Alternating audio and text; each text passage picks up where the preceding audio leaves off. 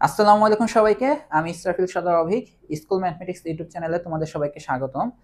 নবম শ্রেণীর বার্ষিক পরীক্ষা উপলক্ষে আমাদের চ্যানেল থেকে ধারাবাহিকভাবে যে ভিডিওগুলো আসছিল, সেই ধারাবাহিকতায় আজকে বাস্তব সমস্যার সমাধানের সহ সমীকরণের এক কথায় উত্তরের ক্লাস করব। এখানে তোমরা কুইক রিভিশন লেখাটা দেখতে পাচ্ছ, বাট অলরেডি কিন্তু আমরা কুইক রিভিশন কমপ্লিট করে এমসিকিউ কমপ্লিট করে ফেলছি। আর আজকে হবে শুধুমাত্র এক কথায় উত্তরগুলা। ক্লাসটা খুব বেশি বড় হবে না। তার আগে একটা জিনিস বলে রাখতে চাই, এই আজকের ক্লাসটা আজকে কয় তারিখ? আজকে হচ্ছে 28 সেপ্টেম্বর, তাই না? এই মুহূর্তে আমাদের হচ্ছে ইউটিউব চ্যানেলের সাবস্ক্রাইবার হচ্ছে 4997। তো বুঝতে পারতেছ, আর 3জন সাবস্ক্রাইবার হলে আমাদের 5K পূরণ হবে। তো এটা এরকম পূরণ হতে থাকুক, আমরা আমাদের ক্লাসটা শুরু করি। ক্লাসের মাঝখানে এসে একবার চেক করব যে 5K হইলো কিনা, ঠিক আছে? আর যদি না হয় সমস্যা নাই, পরে হয়ে যাবে, ক্লাস শেষে হয়ে যাবে হয়তোবা। তো চলো আমরা শুরু করি। তো একটা কথা বলে রাখি, তোমাদের বোর্ড থেকে যে নমুনা প্রশ্ন দেওয়া হয়েছে, তোমরা যদি দেখো এখানে কিন্তু এক কথা উত্তরের প্রশ্ন পাবা না এই চ্যাপ্টারটা থেকে। কারণ এখান থেকে ওইরকম এক কথা উত্তর খুব বেশি একটা নাই। সংক্ষিপ্ত প্রশ্ন এই চ্যাপ্টার থেকে তেমন একটা নাই, কারণ এখানে তো সমীকরণ সমাধান রিলেটেড। তো সমীকরণ সমাধান করতে যেয়ে কিন্তু তোমাদের ওই যে 3 মার্ক 4 মার্কের প্রশ্ন হয়ে যাবে। তো আমরা তাও দেখি তোমাদের বইয়ে যেগুলা একক কাজ জোড়াই কাজ হিসেবে ছিল, ছোট ছোট প্রশ্নগুলো, ওইগুলো হচ্ছে আমরা এক কথায় প্রশ্ন হিসেবে সলভ করব, 2 মার্কের প্রশ্ন হিসেবে। ঠিক আছে? তো চলো আমরা ক্লাসটা শুরু করি। তো এখানে হচ্ছে প্রথম প্রশ্ন, যে দেয়াশালাইয়ের 20টা কাঠি দিয়ে 20টি কাঠি দিয়ে কয়টি আলাদা আলাদা বর্গ তৈরি করা যায়? কি করবা? বর্গ তৈরি করবা কাঠি দিয়ে। এই দেয়াশালাইয়ের কাঠি দিয়ে বর্গ তৈরি করতে তোমার কয়টা কাঠি লাগবে? একটা বর্গ তৈরি করতে 4টা। এখানে বলছে আলাদা আলাদা বর্গ। এ দেখো, এটা একটা বর্গ, তার মানে এখানে 4টা কাঠি তোমার লাগলো।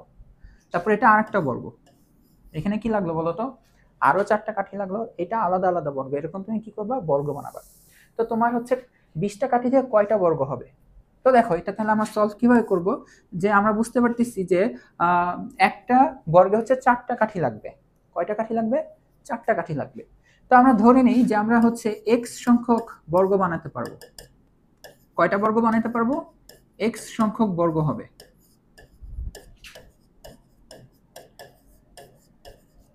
তো এখন বলো তো, আমাদের একটা বর্গ বানাইতে কাঠি লাগবে হচ্ছে 4টা। তাহলে x সংখ্যক বর্গ বানাইতে কাঠি লাগবে কয়টা? 4 ইন্টু এক্স মানে 4x। তার মানে আমরা লিখি যে একটি বর্গ বানাতে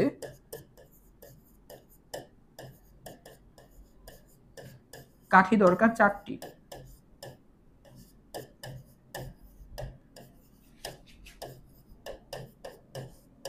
তাই না? তাহলে এখন দেখো, আমরা x সংখ্যক বর্গ যেহেতু বানাচ্ছি, সুতরাং আমাদের মোট কাঠি দরকার কয়টা বলতো? মোট কাঠি দরকার 4 ইন্টু এক্স। আমাদেরকে শুরুতেই বলে দিছিল কাঠি 20টা দেবে। কয়টা কাঠি দেবে? 20টা। আর আমরা বলতেছি আমাদের এই যে এক্স সংখ্যক বর্গ বানাইতে আমাদের কাঠি লাগবে হচ্ছে 4x। তা আমরা দেখো আমরা কি বলতেছি, আমরা এটা বলতেছি না যে সুতরাং এই দেখো আমাদের কাঠি মোট লাগবে 4x, আর প্রশ্নের দেওয়া ছিল কত? 20টা। তার মানে 4x = 20। এখান থেকে দেখো আমরা কি লিখতে পারি? তাহলে x = 20/4। সুতরাং দেখো x কয়টা বলো তো? 5। x হচ্ছে কি, কয়টা বর্গ বানাইতে পারবো সেই নাম্বারটা। তার মানে আমরা 5টা বর্গ বানাইতে পারবো। যে 4 5 20, দেখো 20টা কাঠি। বুঝতে পারছো? এই হচ্ছে তোমাদের অ্যান্সার। তোমরা আরো যদি তোমরা আরো শর্টকাটে করতে পারো, এত কথা না লিখে, কোনো সমস্যা নাই, 2 নাম্বার তো দিয়ে দিবে। ঠিক আছে? আচ্ছা, এখন দেখো, এটাও তোমাদের বইয়েরই একটা একক কাজের প্রশ্ন, যে লিলি ও তার ভাইয়ের বয়সের অনুপাত হচ্ছে 3:4। মোট দুজনের মোট বয়স 21 বছর হলে লিলির বয়স কত?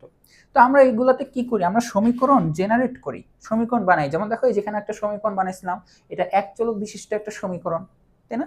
এখান থেকে সিম্পল আমাদের এক্স এর মান বের হয়ে গেছিল। ঠিক এখন দেখো তো, আমরা যদি এখান থেকে এরকম লিলির বয়সটা বের করতে চাই, তার মানে দেখো আমাদেরকে আগে জানতে হবে তাদের বয়সটা এক্স্যাক্টলি কিরকম সমীকরণ আকারে লিখতে পারি আমরা। এখানে বলা হচ্ছে তাদের বয়সের অনুপাত 3:4। অনুপাত মানে কি বলতো? 3/4, তাই না? এইটা মানে কিন্তু এটা না যে লিলির বয়স, দেখো লিলির বয়স 3 আর তার ভাইয়ের বয়স হচ্ছে 4, এটা কিন্তু এমন না। ধরে নাও যে কথার কথা তোমার বয়স হচ্ছে 15, আমার বয়স হচ্ছে কথার কথা লিখলাম হচ্ছে 20। ঠিক আছে? তো আমার আর তোমার বয়সের অনুপাত, যেহেতু আমার 20 আর তোমার কত? 15, 20/15 লেখা যায়। আবার দেখো এটা তো আসলটা, এটা আসলটা দেখতে না, এই কাটাকাটি করে দেখো তো 5 দিয়ে কিন্তু কাটা যায়, তাহলে এটা হবে 4 আর 3। তার মানে তোমার আমার বয়সের অনুপাত হচ্ছে 4:3। কত? 4:3। এখন আমি তো, কেউ তোমাকে এসে বললো যে তোমার মানে আমার আর তোমার বয়সের অনুপাত 4:3, এর মানে এটা না তো যে তোমার বয়স 4 আমার বয়স 4 আর তোমার বয়স 3, এটা তো আর এমন না। অনুপাত থাকলে কি হয় যে আমরা 5 দিয়ে কাটলাম না, কি দিয়ে কাটলাম বলো তো? 5 দিয়ে কাটলাম না, তার মানে 4-এর সাথে ওই যে 5 আর ওই যে 3-এর সাথে 5 কি আসছে বলো তো? একটা সংখ্যা গুণ আকারে ছিল। অনুপাতে কাটাকাটিতে ছোট নাম্বারটা মানে 4:3 আকারে বলা হচ্ছে। ঠিক তেমনি লিলি আর তার ভাইয়ের বয়সের অনুপাত 3:4, তার মানে এটা না লিলির বয়স 3, তার ভাইয়ের বয়স 4, অবশ্যই একটা সংখ্যা যে সংখ্যাটা আমরা জানি না গুণ আকারে আছে 3x/4x। দেখো কাটাকাটি করো 3/4 হবে না? এটাই তো আমরা ধরে নেব যে ধরি লিলির ও সবার আগে কি লিলি না, এজন্য লিলি ও তার ভাইয়ের বয়সের অনুপাত 3:4। এখান থেকে আমরা লিখবো যে ধরি লিলি ও তার ভাইয়ের বয়স যথাক্রমে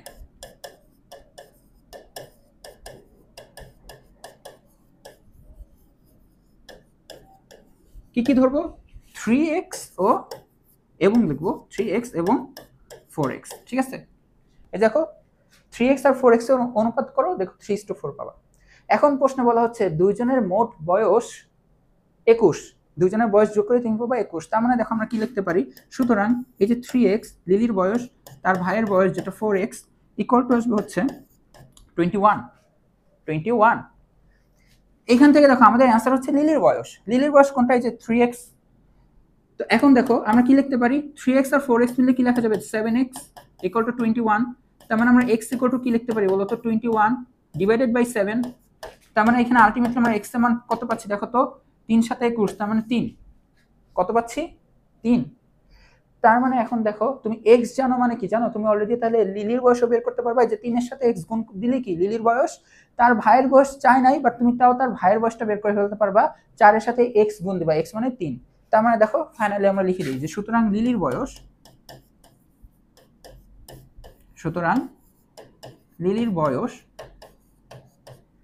3 ইন্টু x এর মান কত? 3, এত কি বলতো বছর। এখানে লিখে দিই বছর, 3x ও 4x বছর। ঠিক আছে, তার মানে এই হচ্ছে আমাদের 3 3 9 বছর। ঠিক আছে, লিলি হচ্ছে 9 বছরের একটা শিশু। আচ্ছা এখন দেখো এটা বলা হচ্ছে 18 টাকায় 2টা ইরেজার ও একটা পেন্সিল ক্রয় করা হলে কোনটির মূল্য কত? কি বলা হচ্ছে, তুমি 18 টাকায় 2টা ইরেজার কিনতেছো। ইরেজার মানে কি? ইরেজ করে, তাই না, মুছে ফেলে, রাবার। 2টা রাবার কিনলা আর একটা পেন্সিল কিনলা। ঠিক আছে, তো আমরা এক কাজ করি, এটাকে একটু সমীকরণ আকারে প্রকাশ করার চেষ্টা করি আগে, পরে বলতেছি। এখানে কি বলছে? কোনটির মূল্য কত, তার মানে পেন্সিলের দাম আর ইরেজারের দাম জানতে চাচ্ছে। একটা ইরেজারের দাম কত আর একটা পেন্সিলের দাম কত, এটা জানতে চাচ্ছে।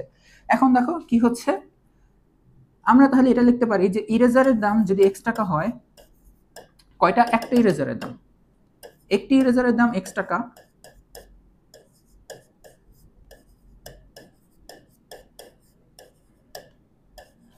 দাম না লিখে আমরা মূল্য লিখি, যেহেতু বই প্রশ্নে মূল্য লেখা। মূল্য সমান সমান x টাকা এবং একটি পেন্সিলের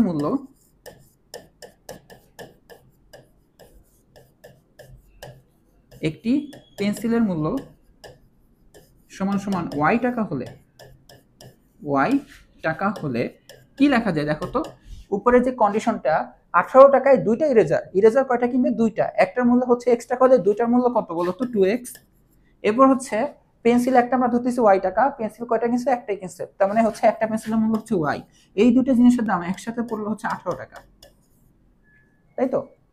এখন বলতেছে যে কোনটির মূল্য কত, তার মানে একটা ইরেজারের দাম কত, একটা পেন্সিলের দাম কত। এইটা দেখো এখানে তোমার কাছে একটা সমীকরণ হচ্ছে। কয়টা সমীকরণ হচ্ছে? একটা সমীকরণ। চলক কয়টা, মানে কয়টা জিনিসের মান তুমি জানো না বা তোমাকে বের করতে হবে?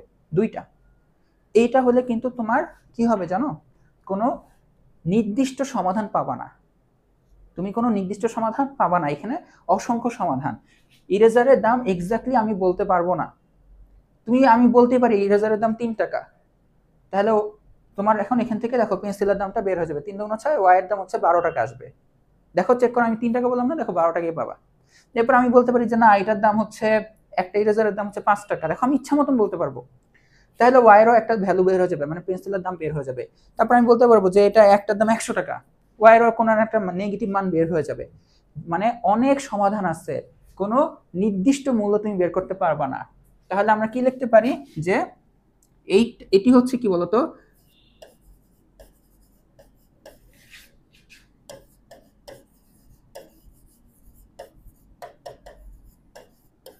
এক্স ও ওয়াই এর নির্দিষ্ট কোনো সমাধান নেই, কারণ অসংখ্য সমাধান পাওয়া যাবে, অসংখ্য সমাধান। তো আমি ফিক্সড কোনো দাম আমরা লিখতে পারবো না, তুমি একটু করে লিখলে হবে। দ্বিচলক বিশিষ্ট দুইটা চলক আসছে, এটা একঘাত সমীকরণ। এই সমীকরণে এক্স আর ওয়াই এর কোনো নির্দিষ্ট সমাধান নাই।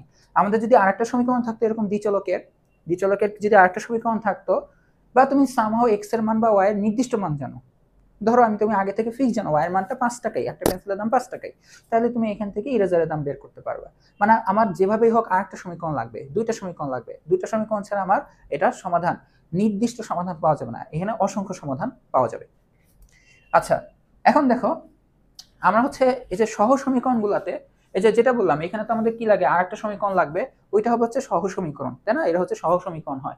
তো সহ সমীকরণগুলো হচ্ছে আবার বিভিন্ন ক্যাটাগরি থাকে, 3টে স্টেপে আমরা দেখছি যে সহ সমীকরণগুলো কি হতে পারে, ওই অসংখ্য সমাধান, মানে একটার উপর একটা আপতিত হইতে পারে, রিভিশন ক্লাসে দেখছিল না, এটা হইতে পারে। বা এমন হইতে পারে যে সমান্তরাল, সমান্তরাল হলে কি বলতো, এদের কোনো সাধারণ বিন্দু নাই, এদেরকে সমাধান করা যায় না। একটা তো অসংখ্য সমাধান, মানে অনেকগুলো সাধারণ বিন্দু, অনেকগুলো সমাধান। আর সমান্তরাল হলে কোনো নির্দিষ্ট সমাধান নাই। আর যদি ছেদ করে যায়, ছেদ করে গেলে একটি সমাধান পাওয়া যায়। আর আমরা সাধারণত বাস্তব জীবনে এই একটা সমাধানকেই খুঁজে বেড়াই। আচ্ছা দেখি, এখন তোমাকে বলা হচ্ছে পি এর কোন মানের জন্য এই যে এইটা আর এটা, এরা হচ্ছে কি সহ সমীকরণ, কথাটা উল্লেখ করে নাই, বাট বুঝতে হবে। হ্যাঁ, এটা আর এটার একটি মাত্র সমাধান থাকবে। দেখো একটা মাত্র সমাধান থাকা শর্ত হচ্ছে যে, দেখো মনে পড়ে কিনা, যে a1 by a2 is not equal to হইতে হবে b1 বাই b2, এটা না? তো এখানে আমরা যদি টেস্ট করি যে আমাদের এখানে ধরো যে প্রথম সমীকরণ যেটা, সেটা দেখো a1 এর মান কত 3, তারপর দেখো b1 এর মান কত দেখো তো -4, c1 এর মান দেখো তো 1। ঠিক একইভাবে তুমি একটু a2 দেখো, মানে দ্বিতীয় সমীকরণে x এর সহগ দেখো 9, তারপরে হচ্ছে দ্বিতীয় সমীকরণের তোমার হচ্ছে y এর সহগটা, x এর সহগ 9, y এর সহগটা মানে b2 যেটা, সেটা হচ্ছে p, এরপরটা দেখো c2, এটা হচ্ছে 2, তাই তো? তো আমাদের কি হইতে হবে, একটা সমাধানের জন্য কি হইতে হবে, যে একটি মাত্র সমাধানের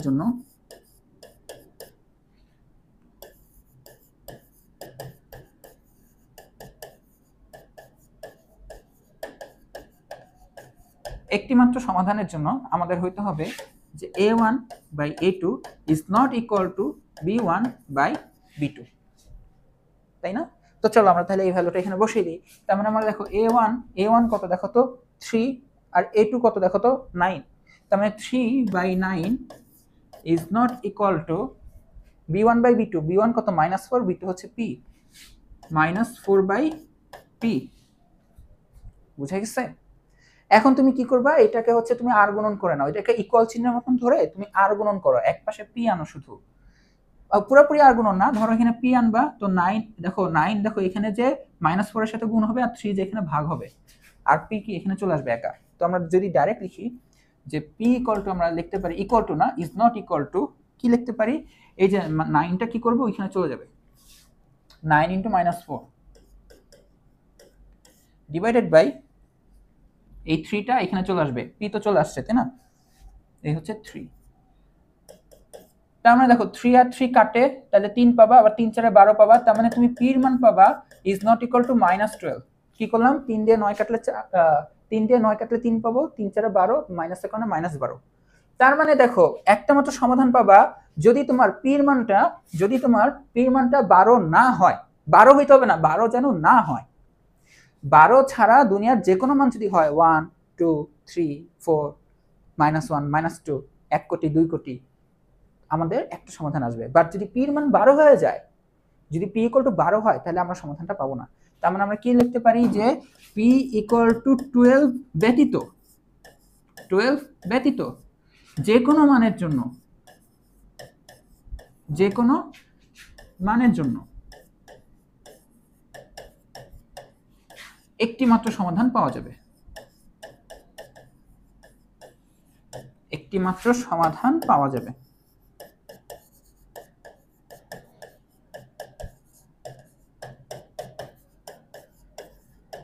বুঝা গেছে? এটাই।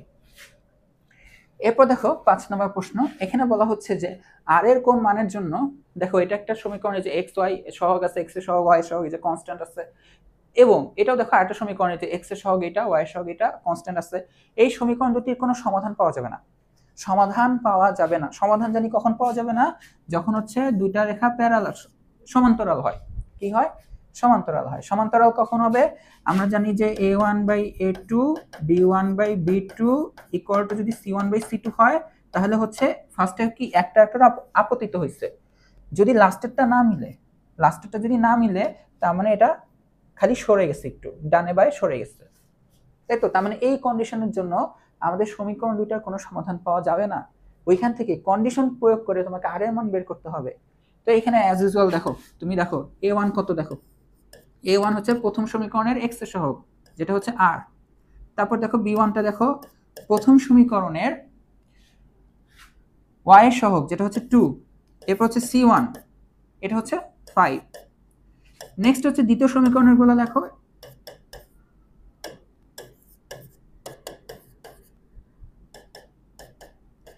তো দ্বিতীয় সমীকরণের x এর সহগ হচ্ছে r+1। এরপরটা দেখো y এর সহগটা হচ্ছে 3। এরপরটা হচ্ছে দেখো তো 2। তো কি বলা হচ্ছে যে কোনো সমাধান না পাওয়ার জন্য আমাদের শর্ত হবে এইটা। তো আমরা এখানে তাহলে লিখি যে কোনো সমাধান না পাওয়ার শর্ত, কোনো সমাধান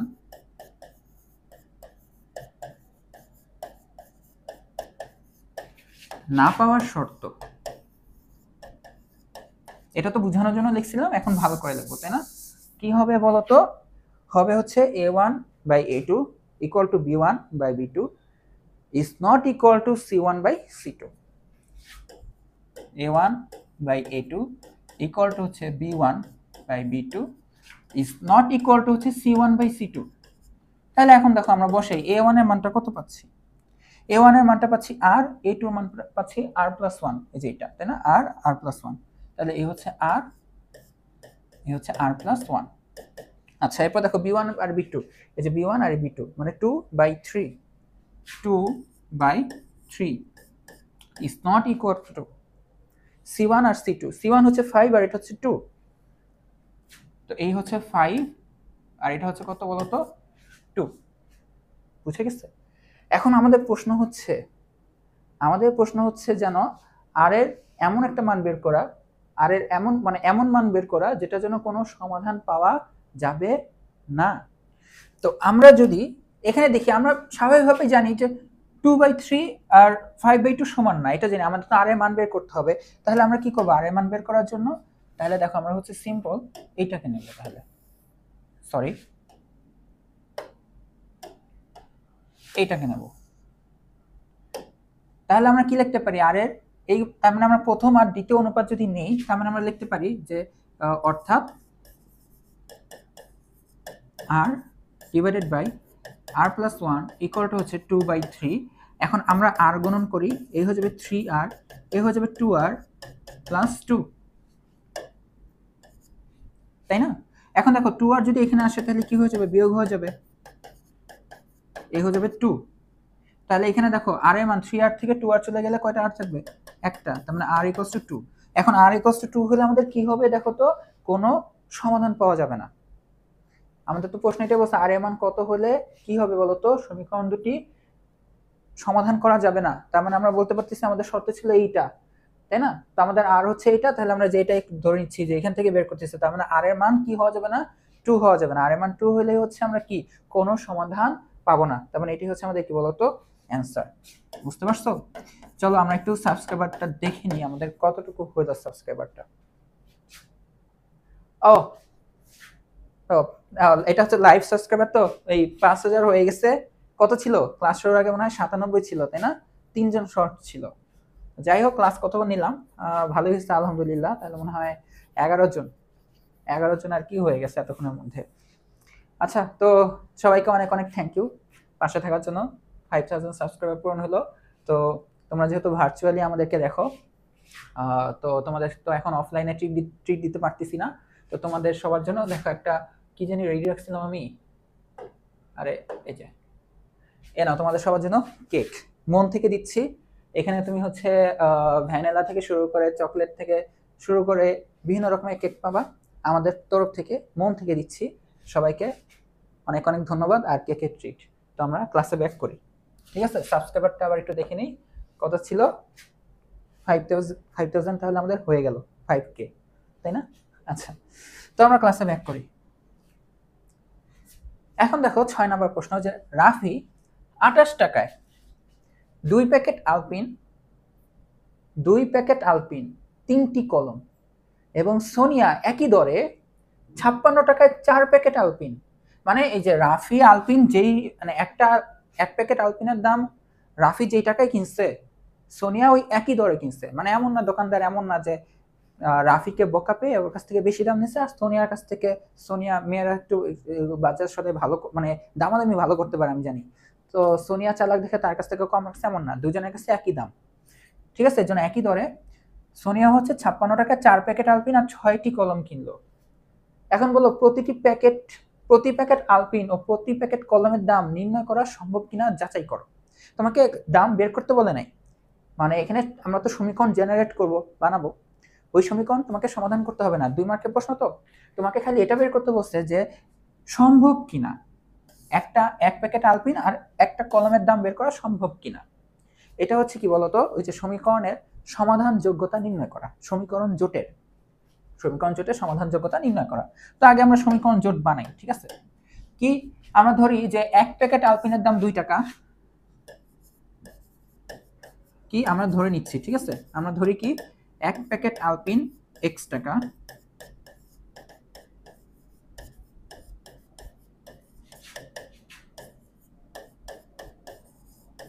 আচ্ছা, আর কলম, তাই তো, একটা কলম হচ্ছে আমরা ধরবো হচ্ছে y টাকা। এখন দেখি রাফির হিসাবটা কেমন। রাফি হচ্ছে 28 টাকায় 2 প্যাকেট আলপিন, এক প্যাকেট আলপিন যদি x টাকা হয় তাহলে 2 প্যাকেট আলপিনের দাম হচ্ছে 2x, আর 3টা কলম, একটা কলম যদি y টাকা হয় তাহলে 3টা কলমের দাম হচ্ছে 3y। এই হচ্ছে ওর হচ্ছে টোটাল খরচ হচ্ছে 28 টাকা। আচ্ছা, একই দরে সোনিয়া 56 টাকায় ওর ইকুয়াল, সোনিয়ার আসবে 56 টাকা আসবে। আচ্ছা, 56 টাকায় 4টা আলপিন কিনবে, একটা আলপিন x হলে 4টা আলপিনের দাম হচ্ছে 4x, আর 6টা কলম কিনবে, তাহলে এটা হবে কত বলো তো, 6y। এখন আমাদেরকে বলতেছে যে এই সমীকরণ মানে এই একটা আলপিন আর একটা কলমের দাম নির্ণয় সম্ভব কিনা, মানে এই x এর মান আর y এর মানটা বের করা সম্ভব কিনা। চলো আমরা তাহলে একটু দেখি নি সমাধান যোগ্যতাটা কিভাবে করতে হয়। আমাদের হচ্ছে কি করতে হয়, প্রত্যেকটা সহগের অনুপাত a1 a2 b1 b2 c1 c2 অনুপাতগুলো দেখতে হয়। যদি তিনটাই সেম হয়ে যায়, মানে a1 by b2 equal to b1 by b2, a1 by a2 equal to b1 by b2 equal to c1 by c2, তাহলে হচ্ছে ওরা কি হয় বলতো, একটা একটার উপর আপতিত হয়েছে, মানে অসংখ্য সমাধান। যদি দেখি লাস্টের কনস্ট্যান্টটা মিলে নাই তাহলে হচ্ছে প্যারালাল, কোনো সমাধান নাই। আর যদি প্রথম দুইটাই মিলে নাই তাহলে কি বলতো, মানে একটাই সমাধান আছে। তো চলো আমরা তাহলে একটা লিখি, কি লিখি, তার মানে আমরা লিখে দিই যে সুতরাং a1 হচ্ছে দেখো তো 2, এটা 3, এটা 28, 2 3 28, আর a2 দেখো a2 b2 আর c2 দেখবো, এটা হচ্ছে 4 6 56।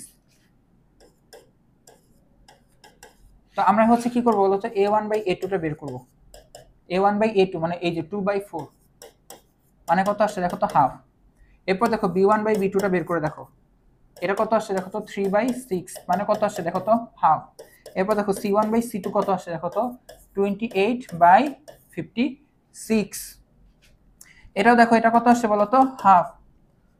এইটা যদি আসে তার মানে হচ্ছে আমরা কি বলতে পারি, আমরা হচ্ছে যে প্রতি প্যাকেট আলপিন আর প্রতি প্যাকেট কলমের দাম নির্ণয় করা আমরা কিন্তু এখান থেকে সম্ভব হচ্ছে না, মানে অসংখ্য সমাধান পাওয়া যাবে।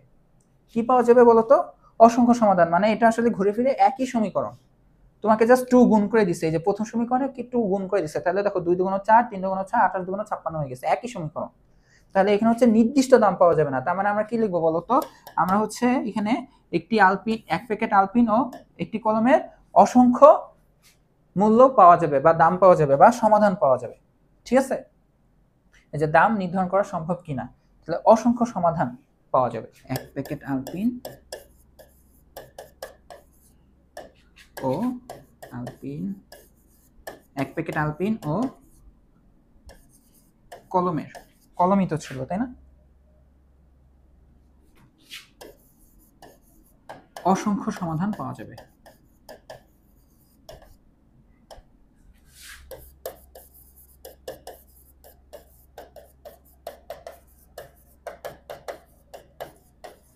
বুঝা গেছে? তোমাকে যদি বলতো এটা সমীকরণ যে তুমি জেনারেট করবা ওইটা সামঞ্জস্য নাকি অসামঞ্জস, এগুলা কিন্তু সমাধান পাওয়া গেলে সামঞ্জস, একটা হোক অসংখ্য হোক সামঞ্জস, আর না হলে কি অসামঞ্জস। আচ্ছা এখন দেখো 7 নম্বরে বলা হচ্ছে যে একটা শ্রেণীকক্ষের প্রস্থ দৈর্ঘ্য অপেক্ষা 10 মিটার বেশি। তার মানে হচ্ছে এখানে দৈর্ঘ্য প্রস্থ একটা ব্যাপার স্যাপার আছে। তো আমরা তাহলে এক কাজ করি, আবার পরিসীমা দেখা যাচ্ছে, পরিসীমা 100 হলে ক্ষেত্রফল কত, ক্ষেত্রফল কি দৈর্ঘ্য ইনটু প্রস্থ, তাই না? তার মানে দৈর্ঘ্য প্রস্থটা জানতে হবে। তো আমরা ধরে নিই যে দৈর্ঘ্য আর প্রস্থ ধরবো, বাট ওয়েট এক মিনিট, এখানে কথা হচ্ছে কি বলতো, প্রস্থ হচ্ছে দৈর্ঘ্য অপেক্ষা 10 মিটার বেশি। আমরা ধরি যে ধরি কি লেখা যায় যে দৈর্ঘ্য হচ্ছে এক্স, দৈর্ঘ্য হচ্ছে এক্স মিটার, আর প্রস্থ হচ্ছে ওয়াই মিটার। কত? Y metre. এখন বলা হচ্ছে কি প্রস্থ দৈর্ঘ্য অপেক্ষা 10 মিটার বেশি, তার মানে তোমাকে এটা বলা হচ্ছে যে প্রস্থ যেটা ওয়াই, এটা হবে হচ্ছে দৈর্ঘ্য থেকে 10 মিটার বেশি। নরমালি কি হয়, বড়টাকে আমরা দৈর্ঘ্য বলি, এখানে তোমাদেরকে বলা হচ্ছে প্রস্থ দৈর্ঘ্য থেকে 10 মিটার বেশি হয়েছে, যখন কিছু করে নাই তাহলে এটাই। তার মানে আমরা এখান থেকে কি লিখতে পারি দেখো তো, এখান থেকে আমরা লিখতে পারি যে y minus x equal to হচ্ছে 10 এবং হচ্ছে পরিসীমা হচ্ছে 100 মিটার। তার মানে আমরা এখানে আগে যদি এটা থাকুক, এটা 1 নং সমীকরণ। আবার কি লেখা যায়, পরিসীমা 100 মিটার বলতে আমরা বুঝি কি, পরিসীমা বলতে আমরা বুঝি হচ্ছে দৈর্ঘ্য, দুইটা প্রস্থ, মানে পুরোটার আর কি বলতো দৈর্ঘ্যের যোগফল, মানে পুরোটা আর কি যোগ করতে হবে, লেন্থ টোটাল, তাই না? তো আমাদের এখানে দুইটা দৈর্ঘ্য আর দুইটা প্রস্থ পড়ে, তো আমরা এটাকে এভাবে লিখি যে আবার যে 2 কমন নিয়ে লিখলে x plus Y equal to হচ্ছে 100। তো 2 দিয়ে ভাগ দিয়ে দিলে আমরা কি পাবো দেখো তো, আমরা পাবো হচ্ছে x plus Y equal to হচ্ছে 50।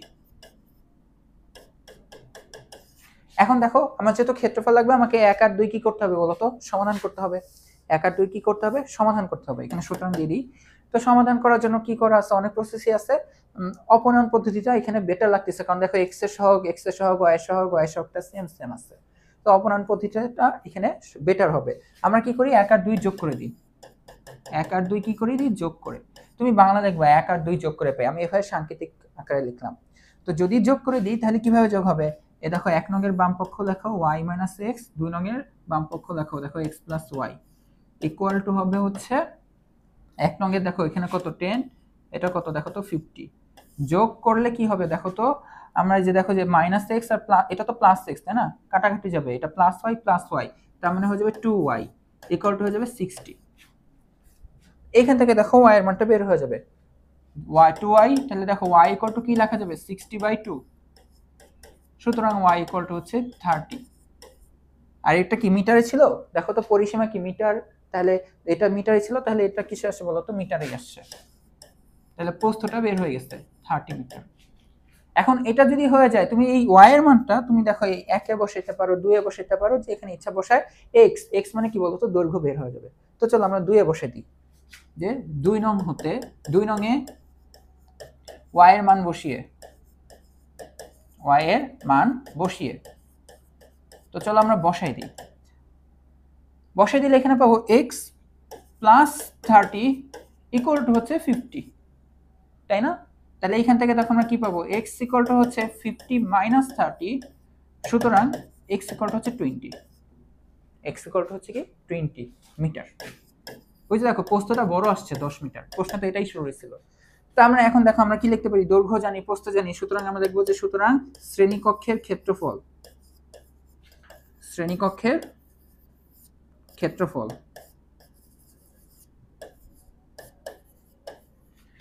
দৈর্ঘ্য ইন্টু প্রস্থ না, মানে x ইন্টু ওয়াই। x এর মান কত 20, y এর মান কত 30, এত কি আসবে বলতো বর্গ, উপরে লিখবা বর্গ একক, উপরে কি লিখবা বর্গ একক, আর এখন এখানে লিখবা বর্গ মিটার, কারণ দৈর্ঘ্য প্রস্থ তোমার কিসে ছিল, মিটারে ছিল। তাহলে 3 দুগুণ 6 আর দুইটা শূন্যের জন্য এই 0 0 আসবে, ক্যালকুলেটর করে দেখবে এটা এটাই আসবে। তাহলে এটা আসবে 600 বর্গ মিটার।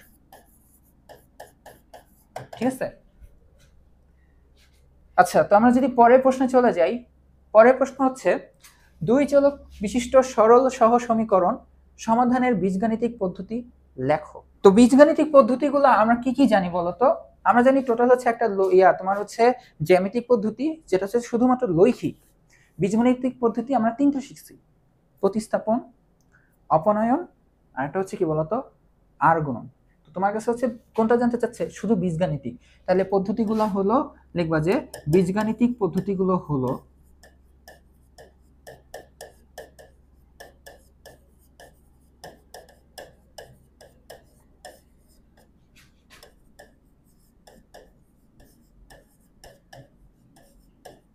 কি কি লেখা যায় বলতো? এক নাম্বার হচ্ছে লেখা যায় হচ্ছে প্রতিস্থাপন পদ্ধতি, প্রতিস্থাপন পদ্ধতি। দুই নম্বরে কি লেখা যায় বলতো? অপনয়ন পদ্ধতি।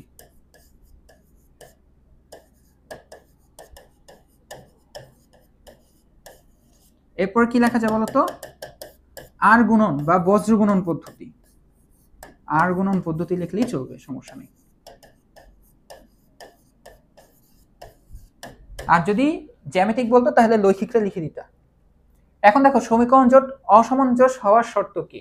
তাহলে এটা আমরা যদি এভাবে লিখি যে যদি সমীকরণ জোট এটা যদি a1x plus b1y plus c1, তোমাদের তো আবার এখানে লেখে না, তোমাদের তো হচ্ছে ইকুয়াল দিয়ে লেখে যে c1, এটা একটা সমীকরণ, আর এই যে a2x b2y ইকুয়াল টু হচ্ছে c2, এই হচ্ছে সমীকরণ জোট, দুইটা সমীকরণ সহ সমীকরণ।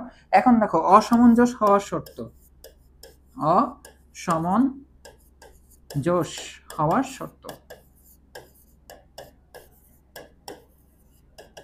কি করতে হবে? আমাদের হচ্ছে অসামঞ্জস্য মানে কিন্তু কোনো সমাধান পাওয়া যাবে না।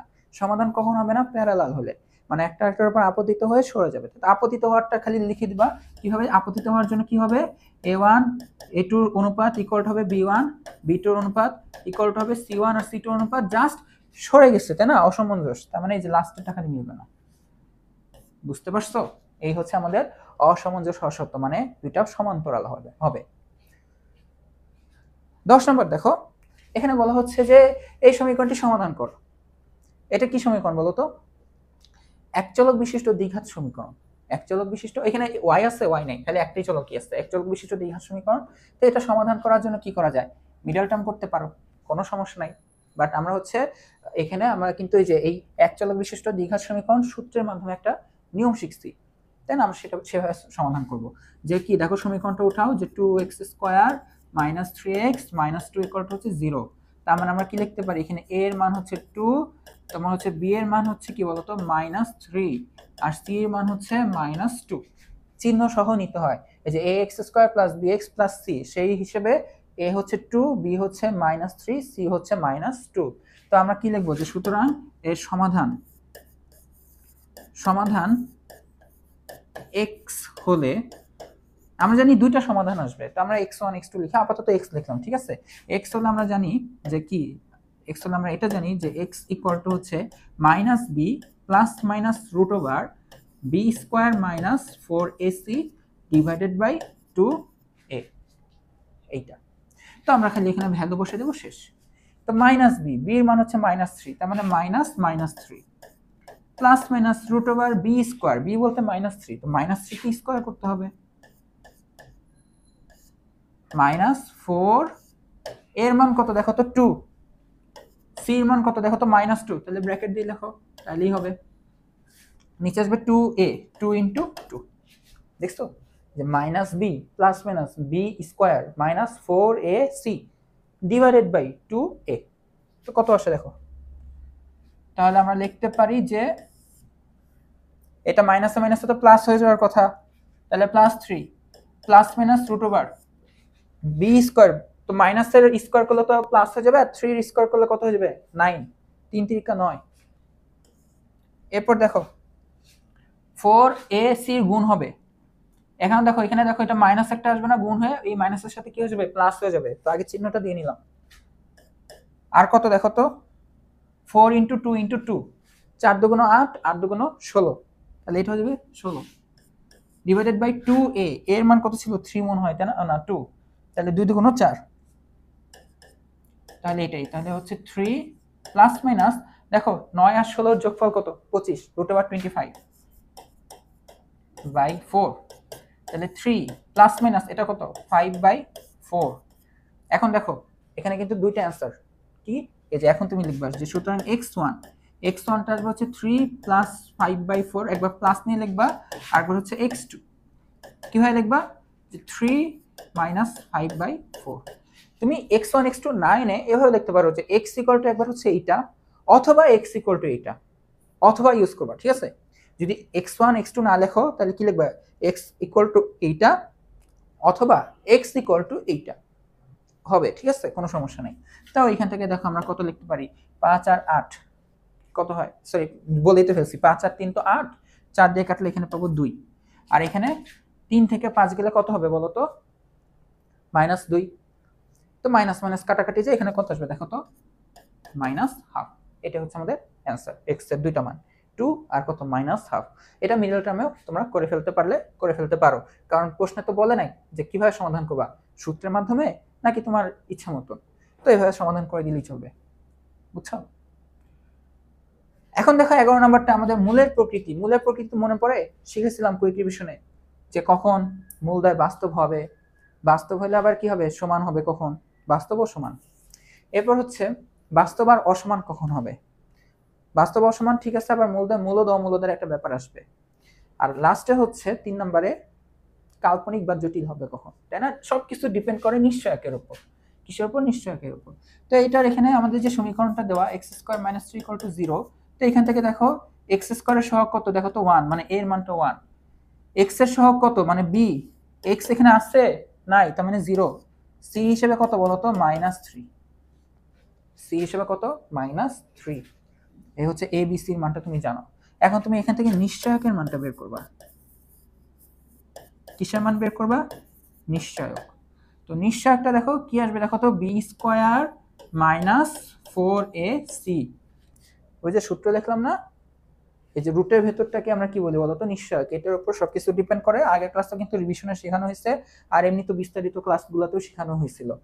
এখন দেখো b², b হচ্ছে কত 0, তার 0 স্কয়ার করলে তো 0ই পাবা, -4 এর মান কত দেখো তো 1, আর c এর মান হচ্ছে -3, তো মাইনাসে মাইনাসে এটা কত পাবো বলো 0, তাহলে এখানে আসবে কত বলো তো 3 4 12, 3 4 কত বলো তো 12। তার মানে আমরা বলতে পারি আমাদের যেহেতু নিশ্চয়কের মানটা কি বলতো এটা 0 থেকে কি আসে বলতো বড়, তার মানে বাস্তব, বাট = 0 না, সমান না, এই কারণে মূল দুটো সমান হবে না, ঠিক আছে, মূল দুটো কি হবে না সমান হবে না। এখন এই সংখ্যাটা কি পূর্ণবর্গ, মানে 12কে কি রুট, তুমি যদি বর্গমূল করো, বর্গমূল করলে তুমি কি পূর্ণ সংখ্যা পাবা না, 16 হইলো পাইতা, 9 হইলো পাইতা, 12 কিন্তু দশমিকে চলে আসবে, তার মানে মূলগুলা মূলদ হবে না। তো 3টা কন্ডিশন বলবো কি কি, যে যেহেতু আমাদের যে b² - 4ac কি আসছে 0 থেকে বড় এবং পূর্ণবর্গ নয়, কি পূর্ণবর্গ নয়, সেহেতু 0 থেকে বড় আসার কারণে আমরা বলতে পারতেছি যে বাস্তব আর অসমান, = 0 আসলে সমান হতো, বাট এখন হবে অসমান, সেহেতু মূল দুটি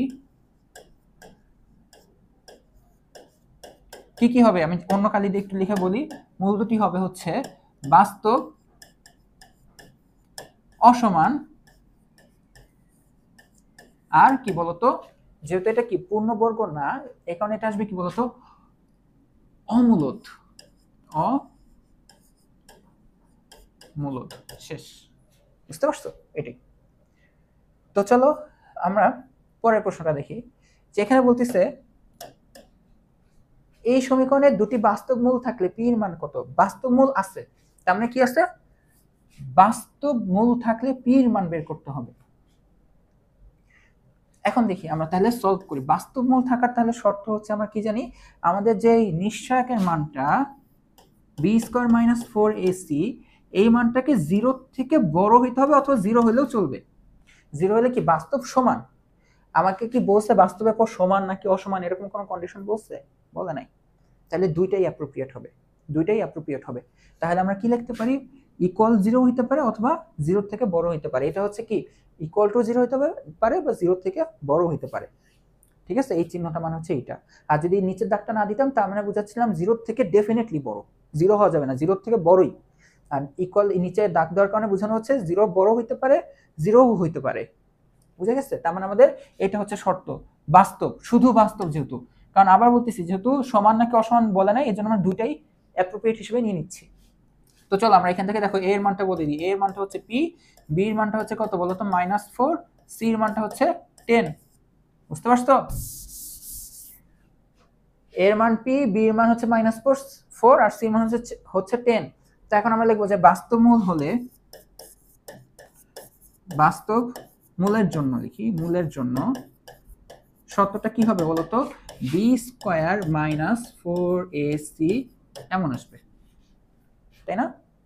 এখন আমরা তাহলে এখানে বসাই, কি হবে, বি স্কোয়ার মানে -4 এর স্কোয়ার, -4 এর মানটা কত বলতো বি, সি এর মানটা কত বলতো 10, সি এর মানটা হচ্ছে 10।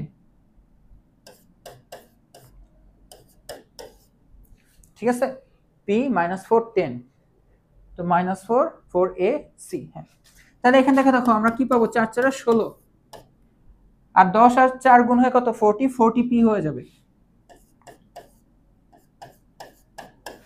এখন দেখো আমাদের তো p এর কন্ডিশন ইকুয়াল চিহ্নের মতন, আমরা এখানে ডানে বামে এগুলা এক্সচেঞ্জ করতে পারি। এটা এই পাশে গেলে প্লাস হবে, এটা তো অসমতার কনসেপ্ট হয়ে গেছে। এই পাশে আসলে যে প্লাস থাকলে মাইনাস, মাইনাস থাকলে প্লাস হবে, এই জিনিসটাও এখানে হবে। খালি -1 দিয়ে তুমি যদি গুণ করো তাহলে এই চিহ্নটা, অসমতার চিহ্নটা উল্টায় যায়। এই যে এইটা থেকে উল্টায় যায় এমন হয়ে যায়, এটা -1 গুণ করলে। আর যদি তুমি কোনো ভগ্নাংশকে উল্টায় লেখো তাহলে চিহ্নটা চেঞ্জ হয়ে যায়। যেহেতু অসমতার কনসেপ্ট তোমাদের নাই, তোমাদের এত কিছু জানতে হবে না, খালি জানো যে এটা এই পাশে যাবে। ঠিক আছে, ওই পাশে যে লিখলে কি লেখা যায়, তার মানে আমরা লিখতে পারি যে 16 চিহ্ন ওইটাই থাকবে। তাহলে হচ্ছে যে 40pটা ওই পাশে -40pটা ওই পাশে +40p হয়ে যাবে। এখন দেখো একটু ঘুরাই লিখবো কিভাবে, দেখো তোমার এই দেখো এই প্রান্তটা খোলা, তাই না? এটা তো চুক্ষাটা কি 40p এর কাছে, তাহলে আমি 40p যদি বাম পাশে লিখি, চুক্ষাটা কোথায় ছিল, 40 কে ইন্ডিকেট করতেছিল 40 কে, তাহলে দেখো এখন এভাবে লিখলেই হবে, একই কথা। ওই লাইন এই লাইন কিন্তু একই কথা। তুমি বলতেছো 16 হচ্ছে 40p থেকে বড়, উপরের লাইনে কথা বলছো, দেখো তো নিচের লাইনও তাই বলতেছো না, 16 40p থেকে বড়। ঠিক আছে, তার মানে এখান থেকে এখন আমরা কি লিখতে পারি, p = আসবে হচ্ছে 16/40। তাহলে হচ্ছে আমরা 4 দিয়ে যদি কাটাকাটি করি, উপরে পাবো হচ্ছে 4 আর নিচে পাবো হচ্ছে 10।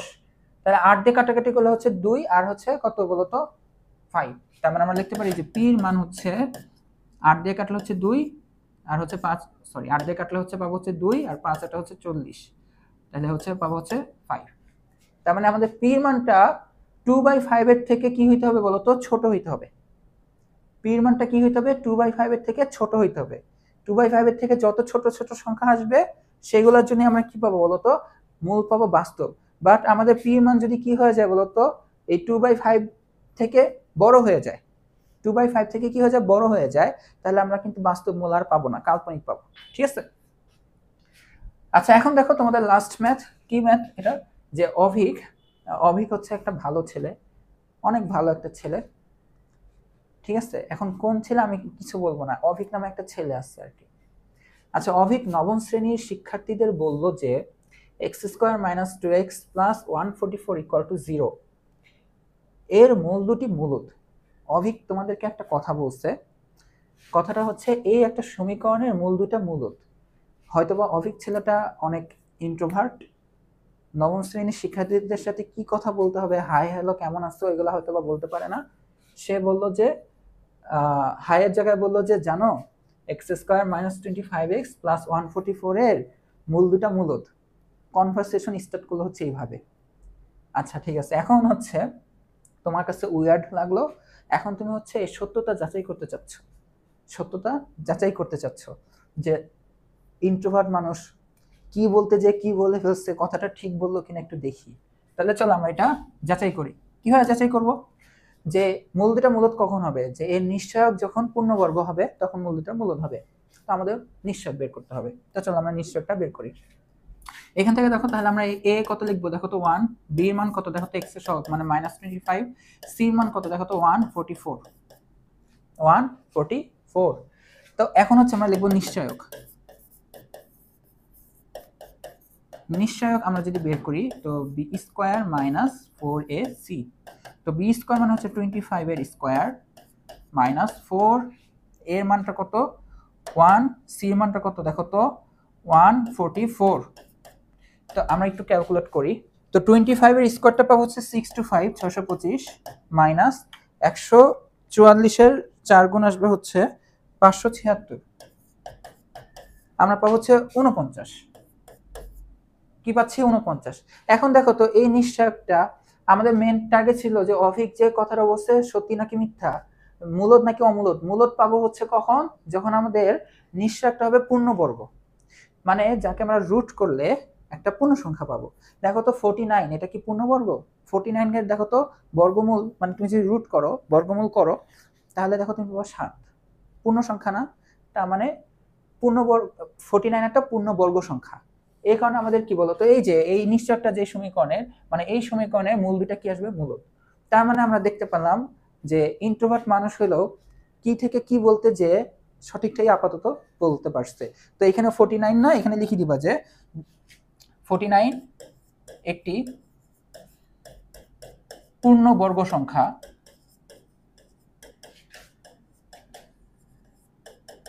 তাই ওই সমীকরণের